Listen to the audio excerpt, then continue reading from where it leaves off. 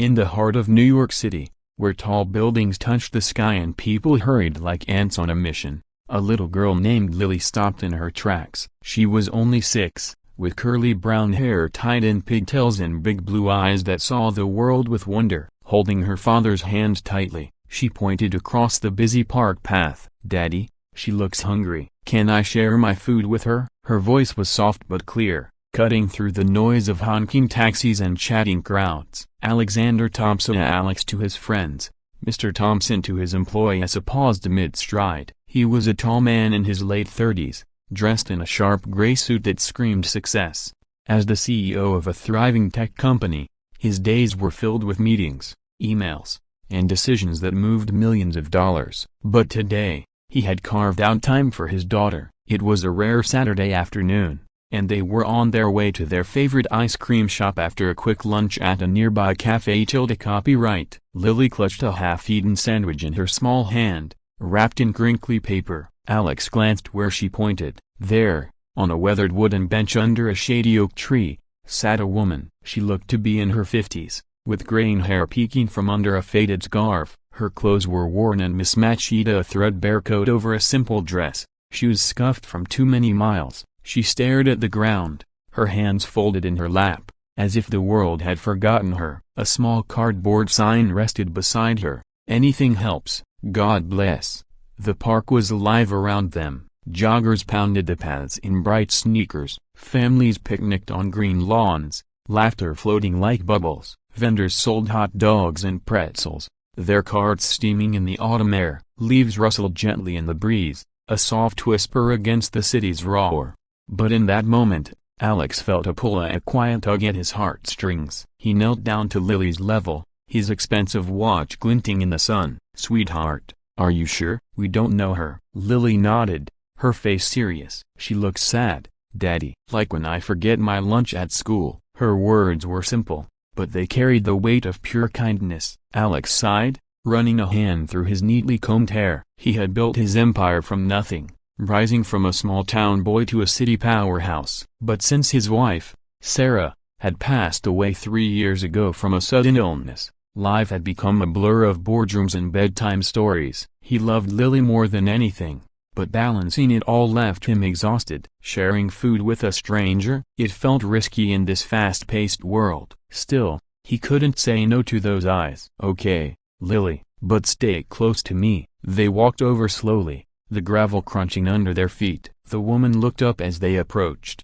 her eyes tired but kind. "Hello," Alex said, his voice steady like in a business negotiation. "My daughter noticed you. She wants to share her sandwich." The woman smiled faintly, lines creasing her face. "That's very sweet." "Thank you, little one." Lily stepped forward, holding out the sandwich like a precious gift. "It's peanut butter and jelly." "My favorite." The woman took it gently, her fingers trembling just a bit. "Bless you, child." "I'm Margaret." As Margaret unwrapped the sandwich, Alex felt an awkward pause settle in. He shifted his weight, checking his phone out of habit. A notification blinked, another email from work. But Lily plopped down on the bench beside Margaret, unafraid. "Why are you sitting here all alone?" she asked, swinging her legs. Margaret chuckled softly, taking a small bite. "Well, honey, life sometimes takes turns you don't expect. I used to have a home, a job as a teacher, but then I got sick, and bills piled up. Now, I'm just trying to get by." Her voice was calm, like a story told many times. Alex listened, leaning against a nearby tree. The park's sounds faded a little in the distant hum of traffic, the COO of pigeons pecking at crumbs. He thought of Sarah, how she had always volunteered at shelters, dragging him along with a smile. "Come on, Alex," she'd say, "the world needs more helpers." Lily tilted her head. "Daddy helps people. He's the boss of a big company." Alex felt a flush of pride mixed with guilt. Yes, he donated to charity as a tax write-offs, mostly, but this, face to face, it was different. Raw. He cleared his throat. "Margaret, is there anything else we can do? Maybe get you some hot coffee?" She shook her head. "This is more than enough." Seeing a child's heart like this, "It reminds me why I taught for so long." They talked for a while, the conversation flowing like a gentle stream. Lily asked about Margaret's favorite books, and Margaret shared stories of classroom adventures. Alex found himself sitting on the bench too, his suit jacket folded neatly beside him.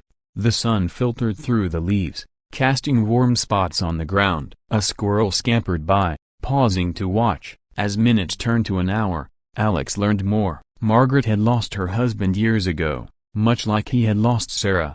She spoke of resilience, of finding joy in small things like a kind word or a shared meal. Lily listened wide-eyed, her small hand resting on Margaret's arm. The air smelled of earth and fading summer flowers, a peaceful contrast to Alex's usual sterile office. But tension began to build inside Alex. His phone buzzed again, urgent messages from his team about a deal closing Monday. He glanced at Lily, so content in this moment, and felt a pang. Was he missing these chances to teach her real values? Sarah would have loved this. She had been the heart of their family, always pulling him from his workaholic ways. Life isn't just about success, Alex, she'd whisper at night.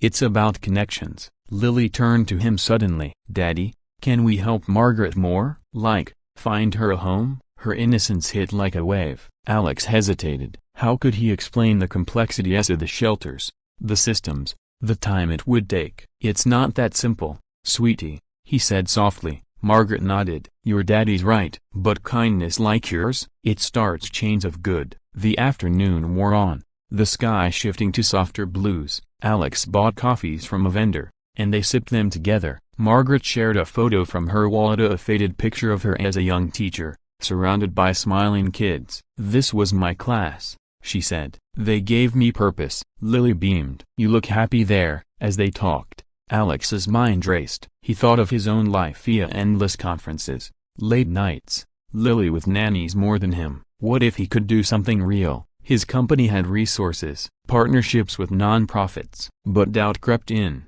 Would it interfere with profits? Shareholders? The tension tightened like a knot in his chest. He watched Lily laugh at one of Margaret's stories, her face lit with joy. This was what mattered. Yet, pulling away from work felt impossible. Then came the gentle twist. As Margaret finished her sandwich, she reached into her coat pocket and pulled out a small, tarnished locket. This was my daughter's, she said, opening it to reveal a photo of a young woman with familiar eyes. She passed young, like your mommy, I bet. Lily's eyes widened. How did you know? Margaret smiled sadly. A mother's intuition, even if I'm not yours. But Alex froze. The woman in the photo, it couldn't be. He leaned closer. Margaret.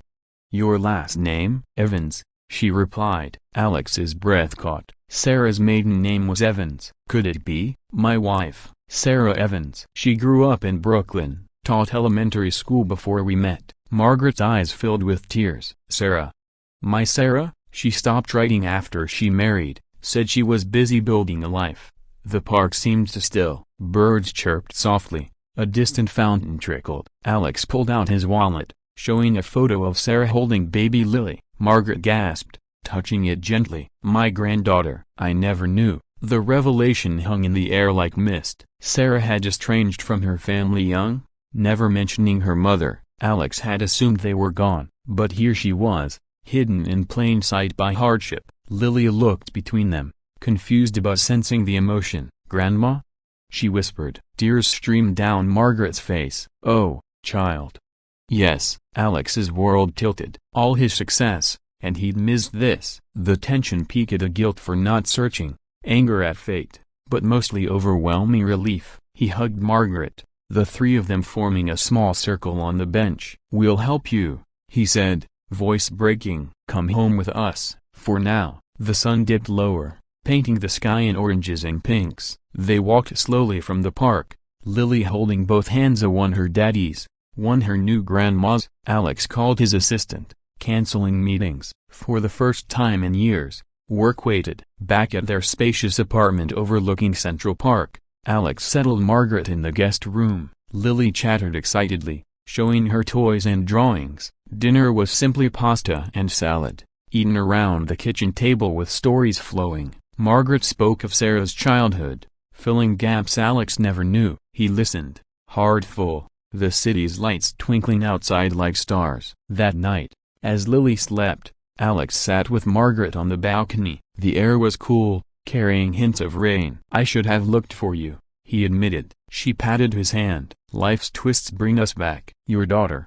She's the bridge." In the days that followed, Alex arranged help in medical care, a job at his company's foundation. He scaled back hours, prioritizing family. Lily blossomed, her kindness rewarded with a deeper bond. One evening, as they walked the park again, Lily spotted another person in need. "Daddy, can we share?" Alex smiled. "Always, sweetie." The insight settled softly. True wealth isn't in boardrooms, but in open hearts. And perhaps, dear reader, the next time you see someone hungry, share. It might change everything.